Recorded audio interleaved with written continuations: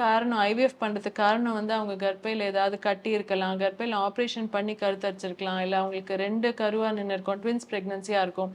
Once அவங்க conceive ஆயிட்டாங்கன்னா, அந்த conception எப்படி நம்ம பிரெக்னன்சி எப்படி எடுத்துட்டு போறதுன்றது அவங்களோட பேஸ்லைன் டேட்டா பொறுத்து தான் இருக்கு. அவங்களுக்கு ஆல்ரெடி சில பிரச்சனைங்க இருக்குன்னா, அதுக்கு தகுந்த மாரி அவங்களுக்கு ரெஸ்ட் வேண்டியிருக்கும்.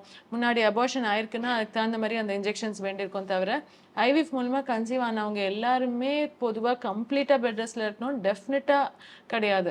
ஃபார் எக்ஸாம்பிள் ஒருத்தவங்க ஐவிஎஃப் பண்ற ரீசன் வந்து அவங்க ஹஸ்பண்டோட ஸ்பெர்ம் கவுண்ட் கம்மியா இருக்கு. அவங்களுக்கு எந்த பிரச்சனையும் இல்ல. யூட்ரஸ், ஓவரீஸ் எல்லாம் நார்மலா இருக்கு. ஐவிஎஃப் பண்ணதுக்கு காரணமே இண்டிகேஷனே வந்து அவங்க மேல் ஃபேக்டர் ஸ்பெர்ம் கவுண்ட் கம்மினா அவங்களுக்கு எந்த விதமான ரெஸ்ட்ரிக்ஷனும் இருக்காது. அவங்க ஆஸ் யூஷுவல் இருக்கலாம். நார்மல் ஆக்டிவிட்டி பண்ணலாம். நார்மல் டயட் சாப்பிடலாம். ஆஃபீஸுக்கு போகலாம். பஸ்ல போகலாம்.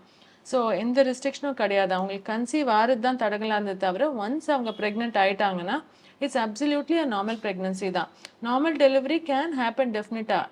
ஐவிஎஃப் பிரெக்னன்சினா சிசேரியன் தான் டெஃபினட்டா கிடையாது.